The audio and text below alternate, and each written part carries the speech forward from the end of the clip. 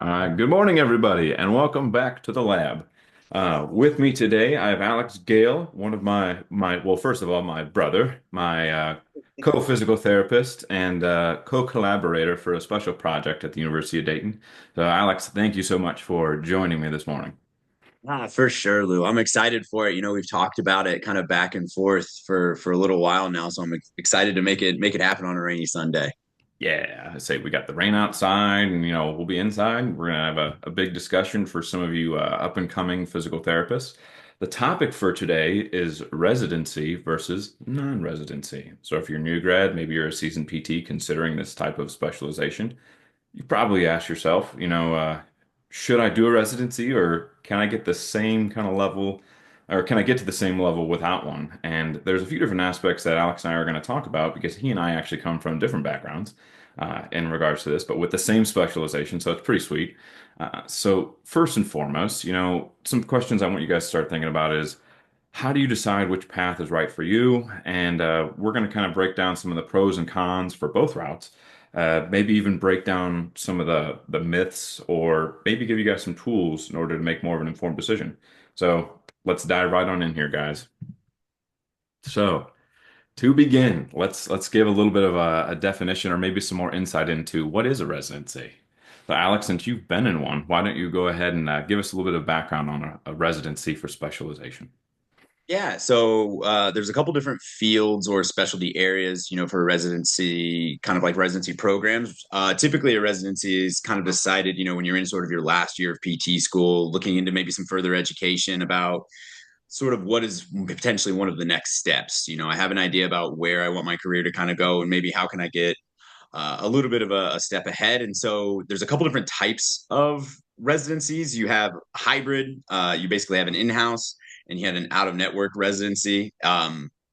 In-house is essentially where you stay in one facility, oftentimes between a couple satellite sites. You learn from your mentors, and kind of share a couple clinical cases with some specially certified folks.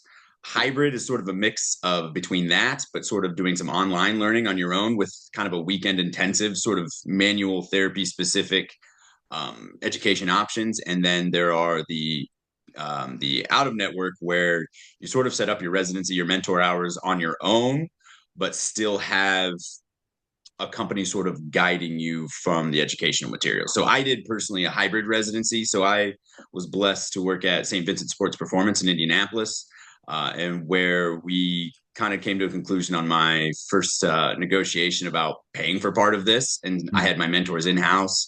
Was still flying to Chicago about I think it was every quarter, to do manual kind of therapy intensive learning. But other than that, it was kind of a lot of online and kind of like semi self directed learning with some workshops. So, I mean, there's a couple different options, but all were good. It just seemed to work out what's best for me.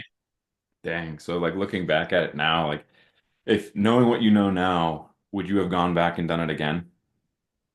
I think I kind of, being the nerd that I am, I had a number needed to treat. When I started this journey, when I was kind of debating, because I did practice for 2 years, around 2 years Hmm. after graduation, and I was kind of like searching for a little bit more. Hmm. And so I was trying to decide to, is this going to be worth the cost or worth, bite the bullet, so to speak. So I came up with a number needed to treat. True nerd that I am, I was like, I think by the end of it, a year and a half is what my residency was. I told myself if it was 15 people, if I had 15 people that maybe I would have not got the clinical results that I would wanted, that after the residency that I would have achieved.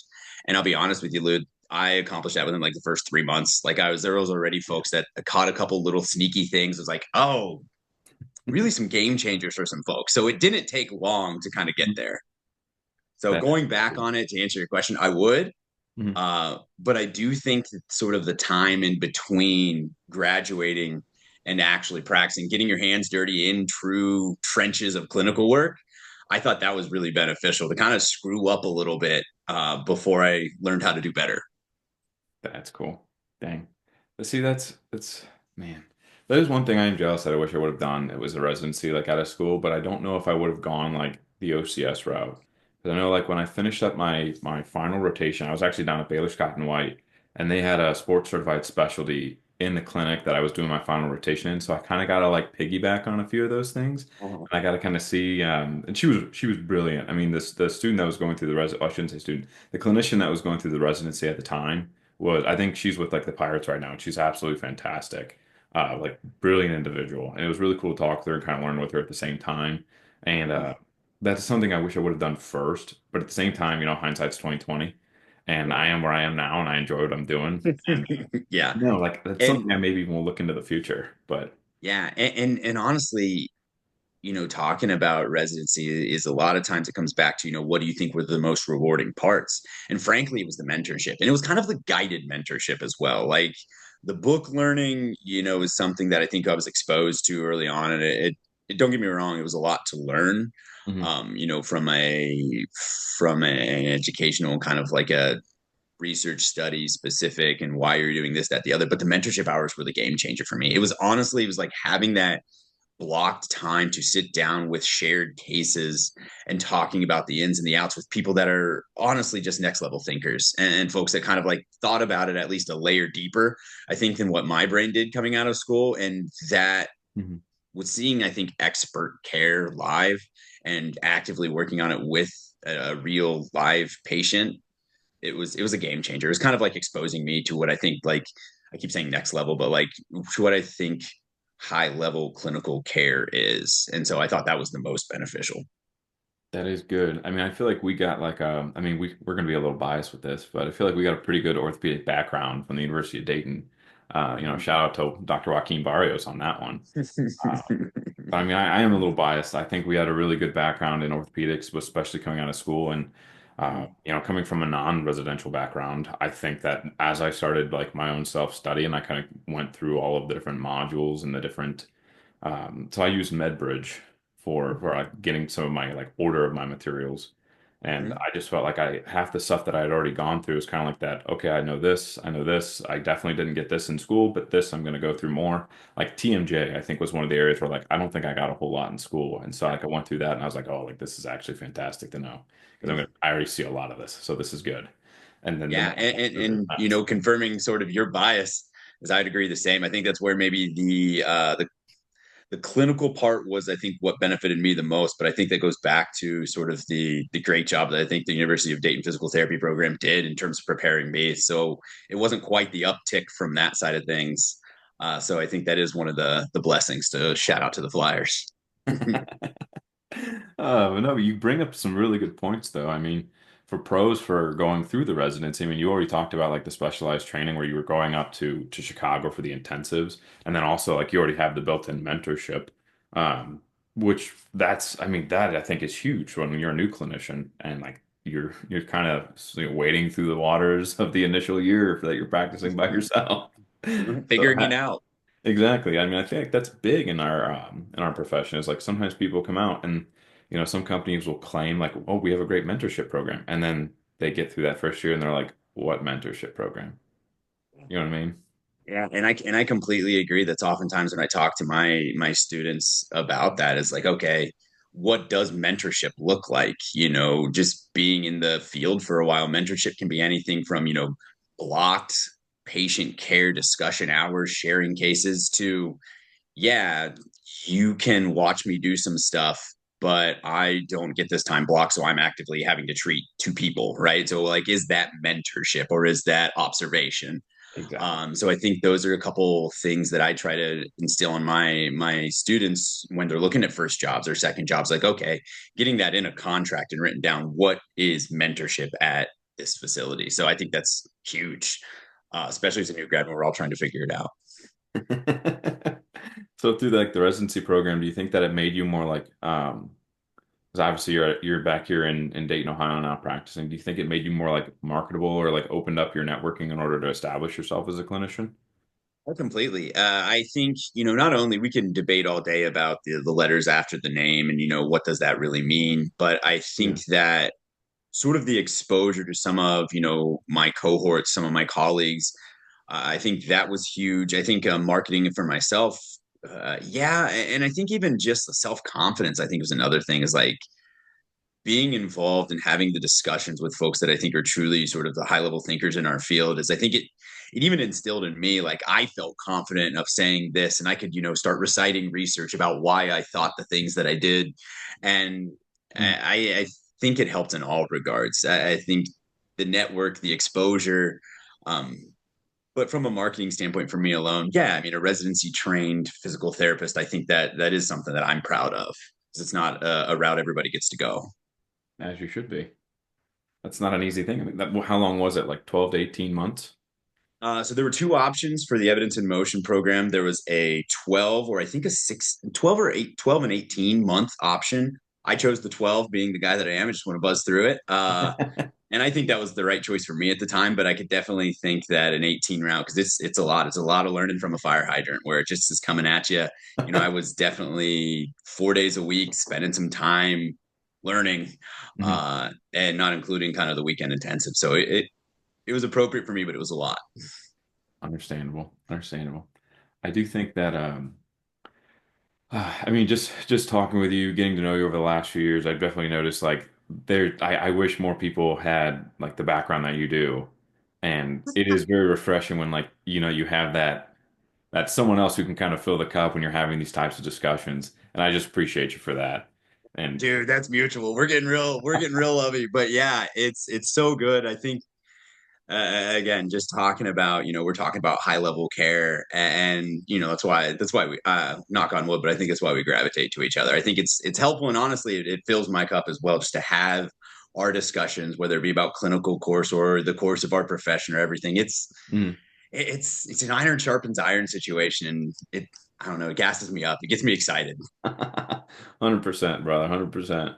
Now, I do have one question. So after you finish the residency program, do you think that it helped with like developing your skills faster? Do you think like it helped to like do you help, I guess, in terms of like salary rise, do you feel like that would help other people with like trying to establish themselves in the market or like higher base pay right out of the gate?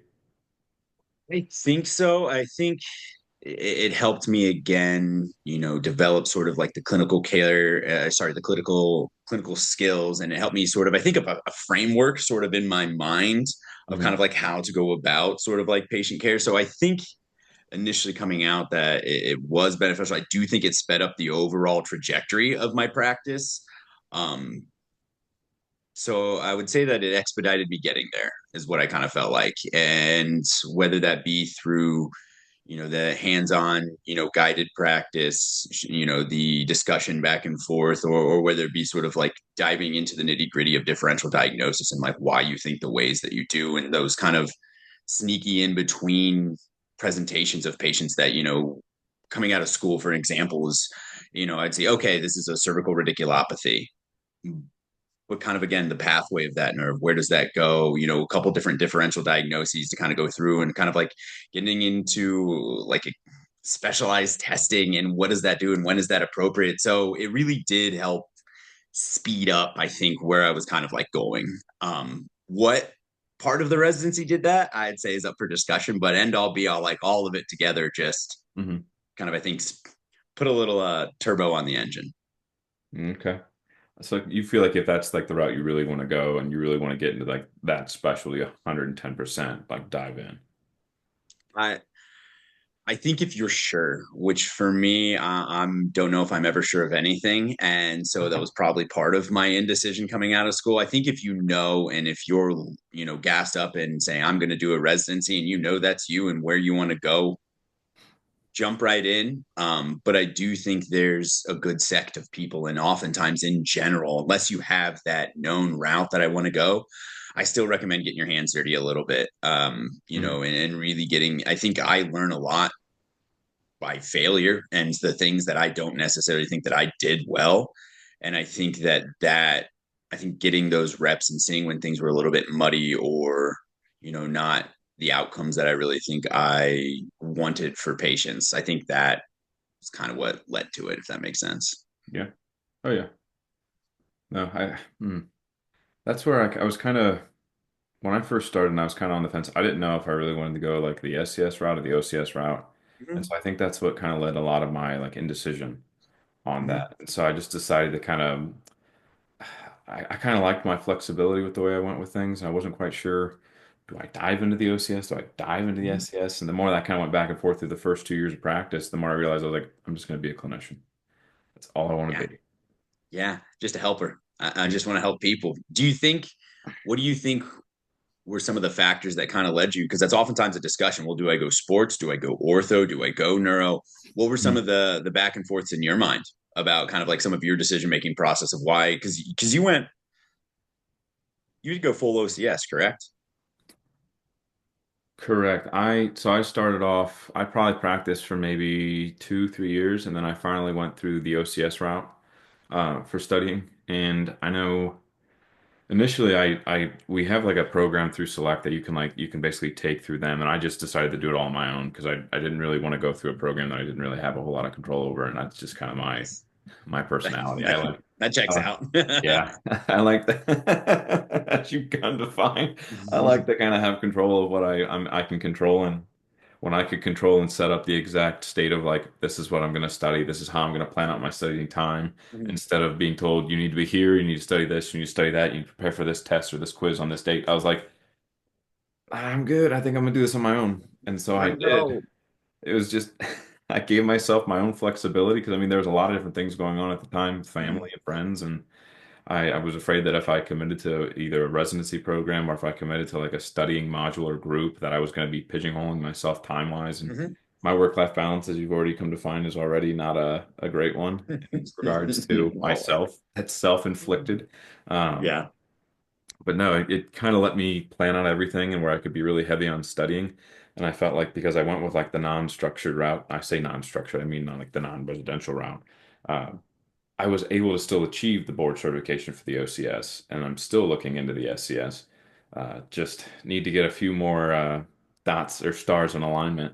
Then after that, we can pursue that. But I definitely think it allowed me. I mean, I've always been a very I love to learn.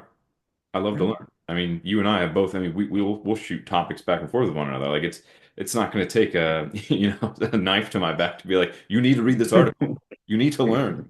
No, it's just something I've always done and I've always enjoyed. Well, and I think that's one of the things that I enjoy about whether it be our time together, just like in clinical practice, is that's a passion. That's something that like I enjoy. If the day that you stop learning is the day you become outdated, and that's kind of like what whether it be right, whether it be wrong. Not that new things are good things always, but it's still like I always think the most kind of the Occam's razor, like the simple answer is oftentimes the thing. It's like the why. And Mhm. I think, in my personal opinion, I think, musculoskeletal care is gray. It's a lot of depends. It's a lot of yeses. It's a lot of, kind of maybe pseudo, maybe kind ofs. Mhm. And I think that's one of the things that frustrates us as practitioners, but also drives us forwards. Like we want to know the why. I want to do better. We are inherent helpers. And so how can I help this person in front of me a little bit better? So I think that's honestly that's what makes you a good clinician. It's like understanding in the drive of the why. I What do agree. you think like for you then? Oftentimes folks are kind of deciding between the SCS or the OCS. Why do you think you went OCS and not SCS at the time? Because there's one big Yeah. differentiator that I usually talk to folks about. Yeah. So I like to think of it when I looked at the SCS, I like to think of it as more of like the acute management, like being there in the Mm-hmm. field, being there in the Mm-hmm. emergency like situation if you need to be, or in that Mm-hmm. immediate like game time situation for assistance and Mm-hmm. basically planning. And the OCS kind of let me develop more of my, I want to say more of the physical therapy. I feel like SCS is more of like the athletic training aspect of things. And then the OCS would be more of like, how can I advance my outpatient orthopedics and sports medicine practice in the clinic? And that's kind of the way I broke it down in my head. And that's why I went with the OCS first. And then, that I've always believed that the OCS combined with the CSCS is like a very dangerous combination. Where if you can have those two hand in hand, now are they both like a necessity? Like you absolutely have to have those? No. I've met good clinicians with only the PT, DPT, or just PT behind their names, and they're fantastic clinicians. So it's not like it's a mandatory thing. I just thought it really provided me with more of the learning aspect that I desired and pushed my passions a little bit higher. And I think you're right on. That's oftentimes it was funny. We have a student at Orion.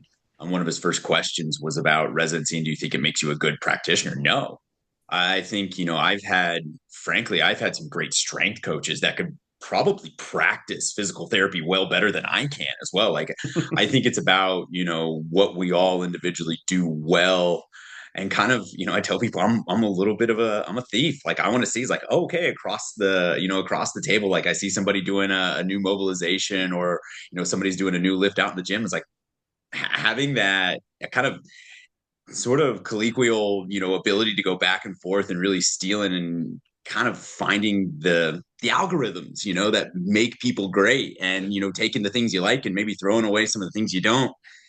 I think that's expert care. I don't think a residency, necessarily guarantees that. I think it shows kind of like any other certification that you had the knowledge at one point to pass the test, but that doesn't necessarily make you a good clinician.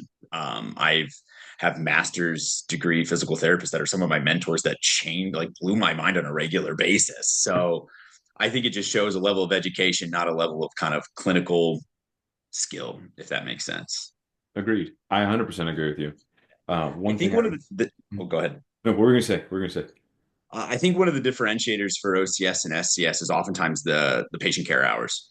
okay, For the SCS, it's like I think the last I remember it was like 200 hours of on floor, on court, on field, management, and that oftentimes is a limiter to find those hours, and especially now in the era that we live in. So I think that's oftentimes a differentiator. Um, and then if someone has a desire to specifically go forward in sports, not that it's needed, but if it's like, I want to work for a sporting team, I hmm think having that ability to have some on field emergency management, I think that's oftentimes one of the big separators. But I think the OCS kind of frankly covers both. It's just that on care or on field sort of management, like you said. I agree. That is one thing that kind of has deterred me from the last, like I'd say probably 2 or 3 years. Well, that plus, COVID happened. So like observation hours became like an absolute nightmare. And that's also partly like why I'm thinking now, like everyone's so hesitant to allow observation. Plus, I mean, observation from an outside clinician. I mean, some people are like, oh, you don't work for us. Like, I don't know if I want you observing our athletic trainers. And it's like, all right, like I understand that. Like, that's cool. Yeah. And isn't Doesn't that make it isn't that hard. kind of sad though? Like, Yeah, aren't we all still out to kind of help the same people? I get it. You don't want to give away the company secrets and KFC's secret recipe, but it also kind of breaks my heart a little bit because aren't we really about the dude on the field right now, or the person on the table? But that's another side quest. yeah. Oh yeah, no, it just makes it constantly more interesting to go find places to go, get observation, but that also kind of lights the fire of like, okay, you don't want to help me? Well, I'll remember that. Like it's cool. I Yeah. know for now. I won't hold it against you. I understand, but If there's one competition I would love to be a help off, like, who's going to get who better, right? Like, I'm going to do better and I'm going to help this person more than you.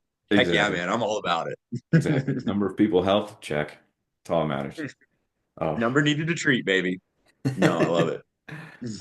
No, I definitely so one idea I've had that I kind of would like love to see eventually would be like I know like some clinical rotations will offer like the potential to get like the CSCS, but could you imagine if like you had a residency that was like OCS or SCS that then also allowed, I think some of these might do this, like getting your CSCS while you're getting that residency. I actually think there are some SCSs that want you to do like or pursue the CSCS. I don't know that specifically, but I think that'd be a great push. Obviously, I think it's a kind of a confirmation bias of me talking to you about it, but I'm in the belief that kind of every clinician should have a CSCS if you're going to practice physical therapy, regardless of setting. I think the basics of strength and conditioning principles and periodization, I think that can benefit anybody's clinical care, whether you're in a neuro setting, whether you're in a ped setting. Like I think at a certain point, we're trying to guide human adaptation, and I think that's my biased opinion is that's a big chunk of it. So I think that would be great. I agree with what you said completely. Is like I think an OCS with a CSCS is it's a dynamite combo. It's 100%. Yeah, I am with that 100%. I definitely think more clinicians need that. And more students are going to be getting that in time. Hopefully, just a little dosage. Yes, yes, light some fires. Trying to think, is there anything else in particular that maybe would be like a con for the residency program? Well, I think one of the big cons for a residency program, I mean, is the cost. I mean, let's be honest. I think for most people coming out of PT schools, you're already looking at that big red number of what you're worth right now. And, I think there's a little bit of pressure to like, okay, let's start turning that number backwards and start, throwing some money at it. And I mean, Mhm. that's big to come out of school and then say, hey, I want to learn some more. But the other residency options that I looked at is basically cutting your salary in half of like what a typical entry level would be. And they'll obviously they're paying for your residency and everything else, but that's a hard that's a hard pill to swallow to essentially work for free for a year, 18 months.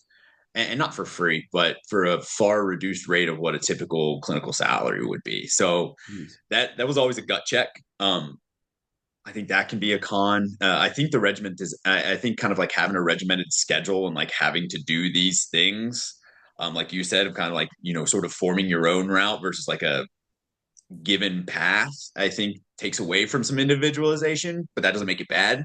But I think you just have to know how you learn and what's best for you. But then Hmm. I think maybe the other con would be end all be all OCS after your name. And I'm not saying this to cause beef, but it's like someone looks at your card and someone looks at my card, it's OCS. And that doesn't show necessarily knowledge. It showed we passed the test, but like residency trained OCS doesn't sound or look any different. It's all about kind of the knowledge and the passing of the test. So I think those would just be a couple cons where that's a lot more cost effective route. Um, Hmm. and so I think those would just be a couple little things from my side that could maybe lean folks away from a residency. True. How about how about in terms of clinicians searching or seeking out specialization, residency or non-residency?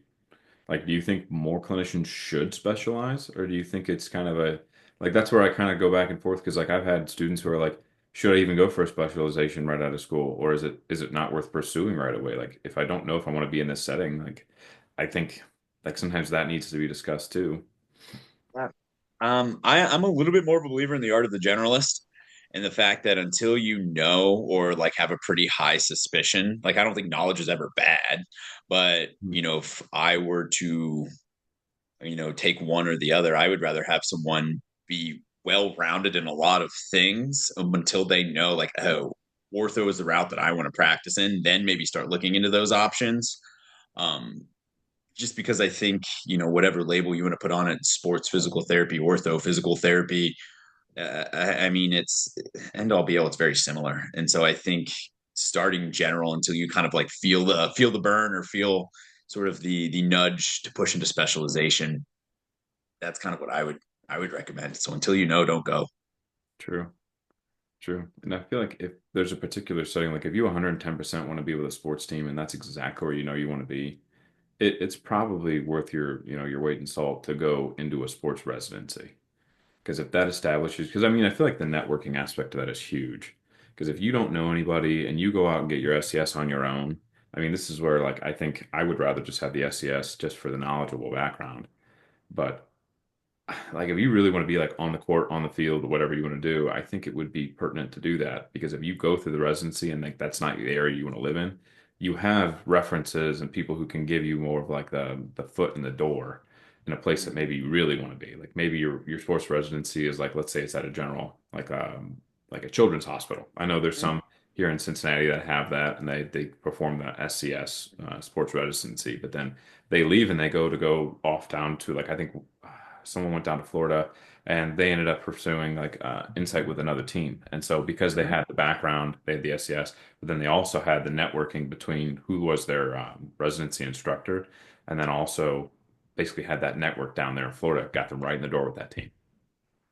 And I think in the sports world, I completely agree. I think that's a little bit more prevalent there, where it is a little bit more of a setting where it's who or at least who you've been exposed to, that can kind of like help sift through the wheat from the chaff, so to speak. So I think in a sports world, I think that's probably a little bit more prominent. I don't know if I feel the same from an ortho world until you get into like the research.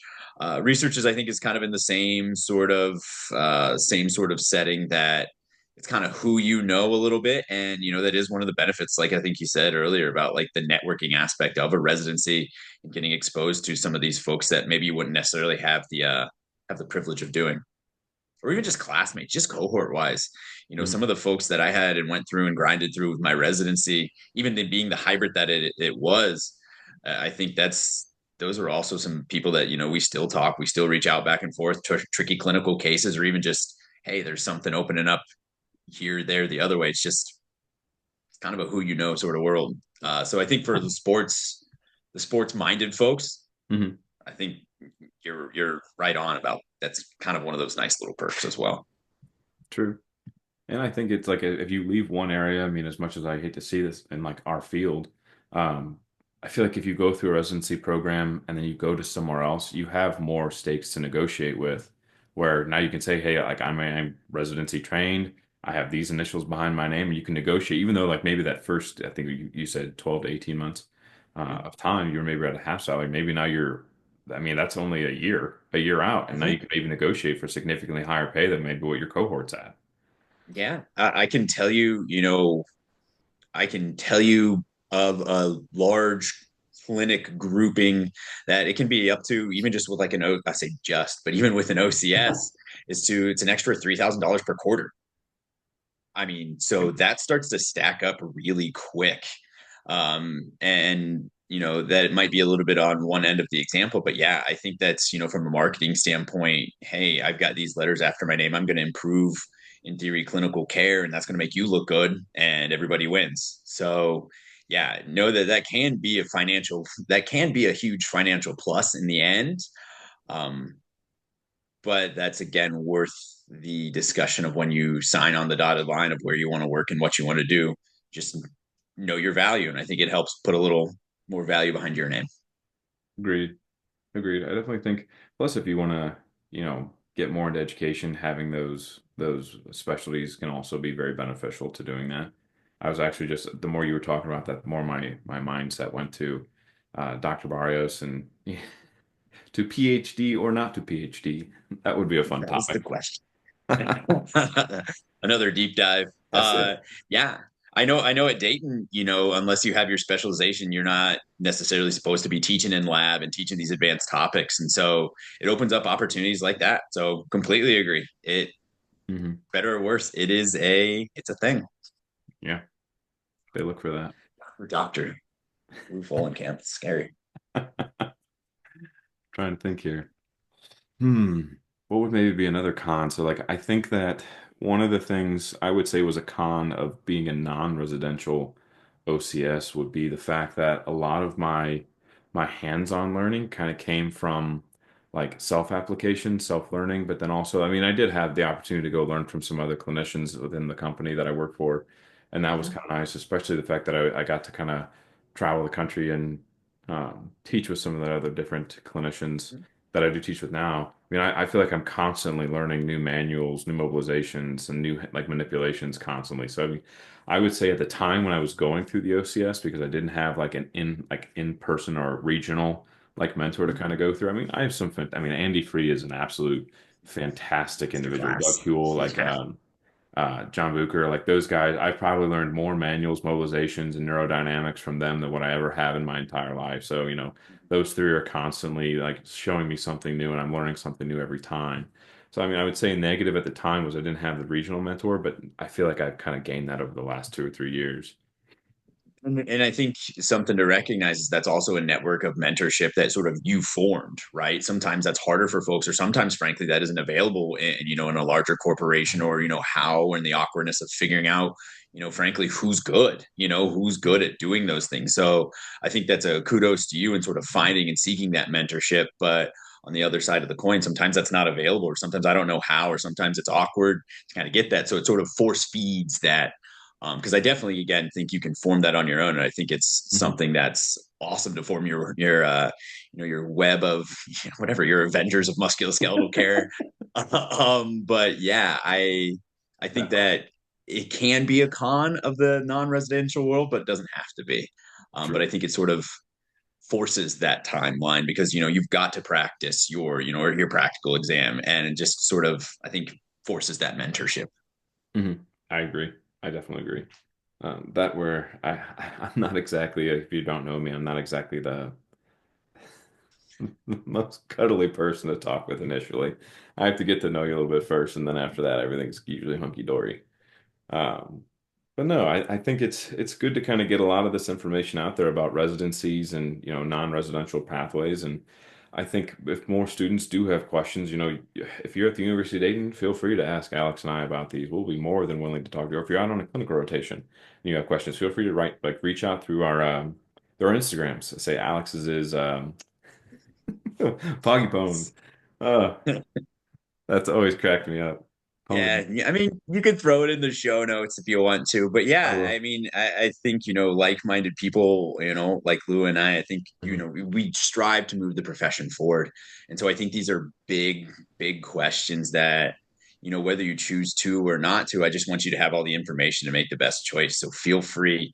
DMs are open always for nerdy questions or things like I think even we go round two of this, the Q&A for little nerds that want to kind of like have questions. Like I like to think we're fairly open books. 100%. 100%. So if there's any questions that anyone ever has, don't hesitate to reach out. All right. Ever. So anything else you want to maybe share, Alex, experiences, any other questions? Um, let's see, residency versus non. No, I think we hit on the big hitters of, the benefits, the pros, the cons, and just recognize that number one, I think in overarching is that it doesn't make you a good clinician. I don't think being a residency trained such and such makes you better than anybody else. I think it sort of forces that learning. I think it sort of gives you sort of an in-house networking and sort of that mentorship of kind of like an exposure to what, in my opinion, proper next level like musculoskeletal care should be, Hmm. but don't feel beaten down because I mean, again, it is costly, it is time consuming, and at a time, especially early on out of school, where Financial. priorities may be different and you're figuring out life. So don't Hmm. feel forced one way or the other. But if you want to take the jump, I can only speak for me, but I feel happy and blessed that that's the route that I took. Good. No, I like that. I definitely like that. So, financially, make sure if you're going to do that, look into that. Get your ducks in a row for sure. Coming out of school, Mm-hmm. don't feel obligated to do that right out of school. I mean, I didn't do it right out of school. I think I waited a year or two before I finally was like, yeah, I'm going to pursue this. And I love it. I loved it. I wouldn't have changed any other pathway. I actually love the way I took it and where I am now. Yeah, same. And I would say the same. I don't think it's funny like just two similar minded clinicians, but a similar path. Like I would practice for a year or two, and I was like, hey, I think there's more out there, and I think there's more out for me, and I think I can give more. And so let's unlock the potential, next level, upgrade. Check. Just two dudes, people helping people. Just people helping people, man. Whatever you want to call it, strength and conditioning, PT, psych, it's helping. We're here. Hmm. No, but if anyone ever has any questions, feel free to reach out, guys.